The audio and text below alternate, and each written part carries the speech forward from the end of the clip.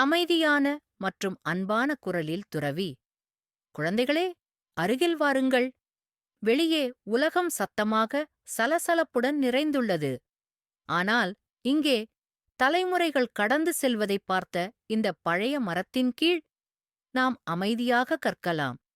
இன்று நான் உங்களுக்கு ஒரு கதையைச் சொல்ல விரும்புகிறேன். வெற்றியைப் பற்றி மட்டுமல்ல, அதைவிட ஆழமான ஒன்றைப் பற்றிய கதை. இது தங்கத்தைப் பற்றியதோ அல்லது பிரபலமடைவதைப் பற்றியதோ அல்ல. இது வளர்ச்சி பற்றிய கதை. இந்த கதை ஒரு பையன், ஒரு மலை மற்றும் ஒரு கண்ணாடியைப் பற்றியது. நீண்ட காலத்திற்கு முன்பு மலைகளால் சூழப்பட்ட ஒரு அமைதியான கிராமத்தில் அயன் என்ற சிறுவன் வாழ்ந்தான். அவன் வலிமையானவனும் இல்லை, புத்திசாலியும் இல்லை. ஆனால் அவன் ஆர்வமாகவும் அமைதியற்றவனாகவும் இன்னும் கடலை கண்டுபிடிக்காத ஒரு நதி போலிருந்தான். மற்ற சிறுவர்கள் விளையாட்டுகள், பாராட்டுகள் அல்லது நாணயங்களைத் துரத்தும்போது அயன் அடிவானத்திற்கு அப்பால் பார்த்தான். ஒவ்வொரு காலையிலும் அவன் ஆற்றங்கரையில் நின்றான். தொலைதூர மலையின் மீது கண்களைப் பதித்து மேகங்களுக்குள் மறைந்திருக்கும் உச்சியைப் பார்த்துக் கொண்டிருந்தான். கிராமவாசிகள் அவனை எச்சரித்தனர். அந்த மலை மனிதர்களை முழுவதுமாக விழுங்கிவிடும். அது ஏறுவதற்கு அல்ல, பயத்திற்கு மட்டுமே. ஆனால் அயன் அவன் சிகரத்தைத் துரத்தவில்லை. அவன் உள்ளிருக்கும் ஏதோ ஒன்றைத் துரத்திக் கொண்டிருந்தான். நான் மலையை வெல்ல விரும்பவில்லை என்று ஒரு மாலை நேரத்தில் அவன் கிசுகிசுத்தான். நான் மேலே செல்லும் வழியில் நான் என்னை அறிய விரும்புகிறேன்.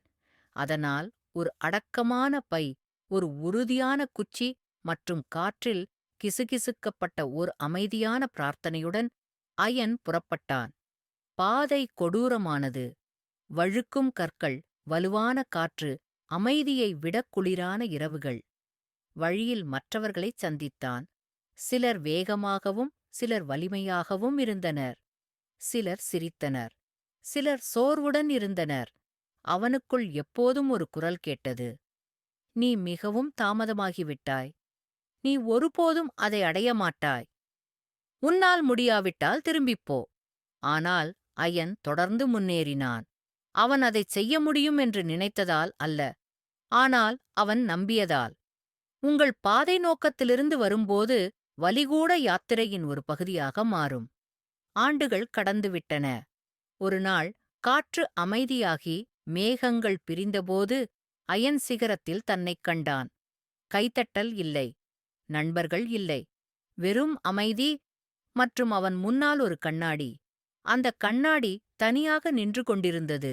உயரமாகவும் பழமையானதாகவும் தெரிகிறது. அயன் குழப்பத்துடன் அதை நோக்கி அடியெடுத்து வைத்தான்.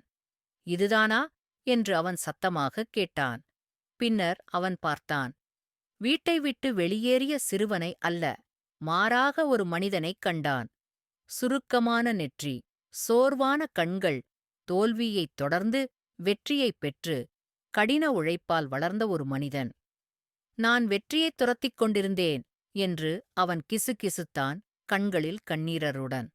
ஆனால் நான் உண்மையில் நான் என்னைப் பார்த்தேன். அந்தக் கண்ணாடி உச்சத்தைக் காட்டவில்லை, அது மாறுதலைக் காட்டியது. அவன் உணர்ந்தான். வெற்றி என்பது கைதட்டல் அல்ல, அது விழிப்புணர்வு. உயரத்தை அடைவதில் அல்ல, ஆனால் ஆழமாகத் தோண்டுவதில். அவன் மலையிலிருந்து இறங்கினான். பெருமை பேசுவதற்காக அல்ல, வழிகாட்டுவதற்காக. அவன் ஏறும் மக்களுக்கு அமைதியாக அறிவுரை கூறி வழிநடத்தினான்.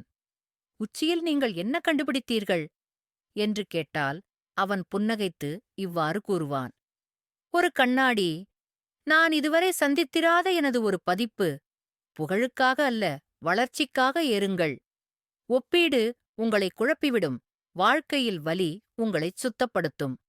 சிகரம் என்பது நீங்கள் உங்களை நிரூபிக்கும் இடம் அல்ல, அது உங்களைப் பார்க்கும் இடம். துறவி தொடர்ந்தார். குழந்தைகளே, ஒருநாள் நீங்கள் ஒவ்வொருவரும் உங்கள் சொந்த மலையை எதிர்கொள்வீர்கள்.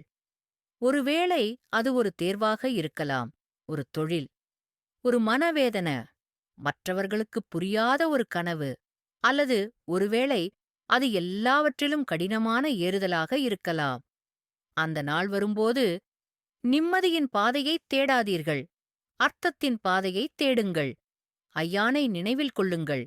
அவனது வலிமைக்காக அல்ல, ஆனால் அவன் மாறத் தயாராக இருந்ததற்காக. நினைவில் கொள்ளுங்கள், மிகப் பெரிய வெற்றி என்பது காணப்படுவதில்லை. அது உங்களை தெளிவாக, பணிவாக, நேர்மையாகக் காண்பது. காட்சிக்காக மலையைத் துரத்தாதீர்கள், உங்களைப் பற்றிய பார்வைக்காக அதைத் துரத்துங்கள். உலகம் கூச்சலிடும்போது அமைதியைத் தேர்ந்தெடுங்கள். நீங்கள் தொலைந்து போனதாக உணரும்போது உள்நோக்கிப் பாருங்கள். நீங்கள் ஏறும்போது உலகைக் கவர ஏறாதீர்கள். ஆனால் நீங்கள் எப்போதும் என்னவாக விரும்புகிறீர்களோ அதற்காக ஏறுங்கள். இந்தக் கதை உங்கள் இதயத்தில் எதையாவது நகர்த்தியிருந்தால், தயவு செய்து இந்த வீடியோவை உங்களுக்குத் தெரிந்த அனைவருக்கும் பகிரவும். நாம் மீண்டும் சந்திக்கும் வரை ஏறிக்கொண்டே இருங்கள்.